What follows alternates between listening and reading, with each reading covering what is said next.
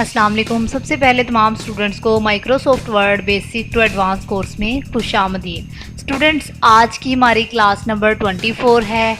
आज की इस क्लास में हम कॉलम्स को डिस्कस करेंगे। इसके अलावा पेज ब्रेक क्या है, लाइन नंबर और हाइफिनेशन को डिटेल से देखेंगे। तो स्टूडेंट्स, अगर आपने हमारा यूट्यूब चैनल सास स्किल्स इंस्टीट्यूट सब्सक्राइब नहीं किया तो काइंडली सब्सक्राइब करें ताकि आने वाली हर वीडियो आपको बर वक्त मिल सके। तो स्टूडेंट्स, चलते हैं आज की क्लास की तरफ। तो हमारा जो आज का टॉपिक है वो कॉलम से रिलेटेड है कि हमने जो है एमएस वर्ड में कॉलम्स किस तरह से क्रिएट करने हैं। जब हमने टेक्स्ट लिखा हुआ है तो उसको दो या दो से ज़्यादा कॉलम्स में किस तरह से चेंज करना है। तो स्टूडेंट्स, यहाँ पे सबसे पहले हम कॉलम्स को देख लेते हैं कि कॉलम क्या है। कॉलम जो है बेसिकली ये टेक्स्ट को स्प्लिट करने के लिए यूज़ होता है दो या दो से ज़्यादा कॉलम्स में। यहाँ पे मैंने आपको कॉलम्स की कुछ टाइप नज़र आ रही हैं, जैसा कि 1 column, 2 column, 3 column, left, right and more columns. ठीक है, तो हम यहाँ पे एक एक चीज़ को डिस्कस कर लेते हैं। सबसे पहले जो हमारे पास ऑप्शन है वो 1 कॉलम का है। स्टूडेंट्स, यहाँ पे जो डाटा लिखा हुआ आपको नज़र आ रहा है इस फाइल में सारा का सारा 1 कॉलम का।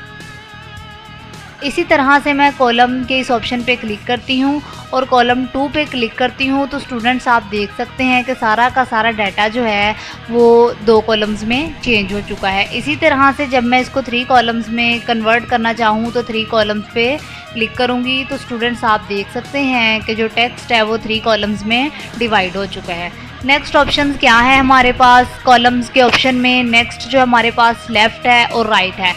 जैसे ही मैं स्टूडेंट्स लेफ़्ट पे क्लिक करूंगी तो आप देख सकते हैं कि लेफ़्ट साइड पे जो डाटा है वो कम है और राइट साइड पे जो है डाटा ज़्यादा है, जबकि ये 2 कॉलम्स बन चुके हैं मेरे पास। इसी तरह से जब मैं राइट पे क्लिक करूंगी तो स्टूडेंट्स आप देख सकते हैं कि राइट साइड पे डाटा कम है और लेफ़्ट साइड पे डाटा काफ़ी ज़्यादा है।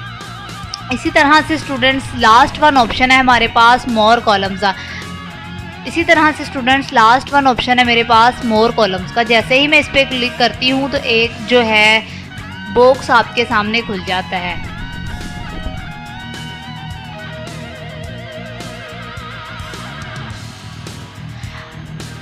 जैसे ही मैं मोर कॉलम्स पे क्लिक करती हूँ तो स्टूडेंट्स आप देख सकते हैं कि एक बॉक्स जो है वो आपके सामने खुल जाता है। इस बॉक्स में सबसे पहले 1, 2, 3 लेफ़्ट एंड राइट लिखा हुआ है। यहाँ पे नंबर ऑफ़ कॉलम्स लिखा हुआ है। स्टूडेंट्स, यहाँ पे हम कम या ज़्यादा करके जो है नंबर ऑफ़ कॉलम्स को कम या ज़्यादा कर सकते हैं। इसी तरह से यहाँ पे विड्थ लिखा हुआ है और स्पेसिंग लिखा हुआ है।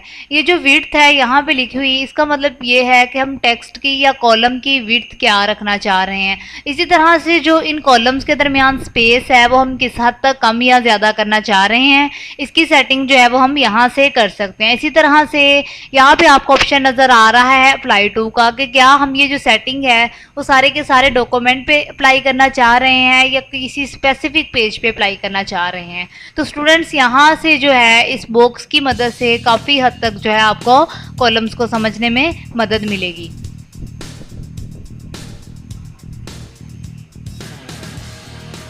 इसके बाद स्टूडेंट्स जो नेक्स्ट ऑप्शन है आपके पास वो है पेज ब्रेक का। पेज ब्रेक जो है वो हमें पेज सेटअप में यहाँ पे नज़र आ रहा है कॉलम्स के बाद वाला ऑप्शन। ठीक है, तो यहाँ पे सबसे पहले पेज ब्रेक से क्या मुराद है और हमने इसको कहाँ कहाँ इस्तेमाल करना है। पेज ब्रेक जो है बेसिकली पेज को ऐड करने के लिए, किसी सेक्शन को ऐड करने के लिए या किसी कॉलम को डॉक्यूमेंट में ऐड करने के लिए यूज़ होता है। ठीक है, यहाँ पर आपको पेज ब्रेक का ऑप्शन नज़र आ रहा है। अब हम देखते हैं कि हमने पेज ब्रेक को कैसे इस्तेमाल करना है।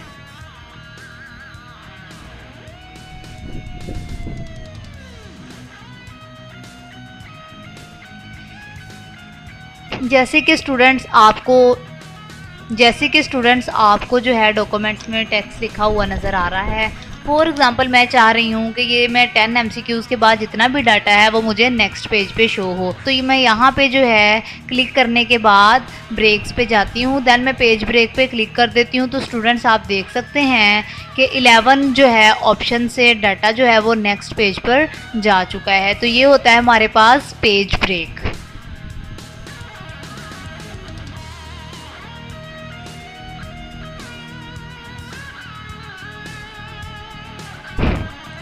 इसके बाद स्टूडेंट्स जो आज का हमारा लास्ट टॉपिक है वो है हाइफिनेशन का। हाइफिनेशन क्या है और इसका ऑप्शन कहाँ पे होता है हमारे पास।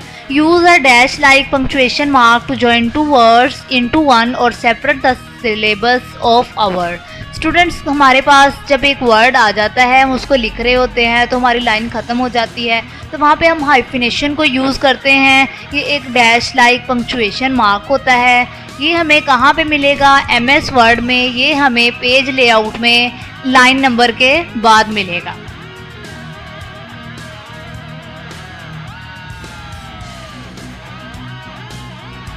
यहाँ पे स्टूडेंट्स मैं आपको हाइफिनेशन का यूज़ करके दिखाती हूँ। फॉर एग्जांपल मैं यहाँ पे लिखती हूँ पाकिस्तान। इसी तरह से स्टूडेंट्स आप देख सकते हैं जैसे ही मैंने यहाँ पे पाकिस्तान लिखा तो हाफ वर्ड जो है वो ऊपर लिखा हुआ है, हाफ वर्ड जो है वो नीचे लिखा हुआ है और इनके दरमियान एक डैश का साइन आया हुआ है जिसे हाइफिनेशन कहते हैं। स्टूडेंट इसके अलावा हमारे पास एक और ऑप्शन है लाइन नंबर का। लाइन नंबर जो है ये हमारे डॉक्यूमेंट में जितनी भी लाइंस हैं उनको काउंट करने के लिए यूज़ होती है। जैसे कि मैं लाइन नंबर पे क्लिक करती हूँ, कंटिन्यूस पे क्लिक करती हूँ, तो स्टूडेंट्स आप देख सकते हैं कि जितनी भी लाइंस हमने लिखी हैं उन सब के आगे लिख कर आ गया है कि हमने पूरे डॉक्यूमेंट में अभी तक कितनी लाइंस जो है वो टाइप की हैं।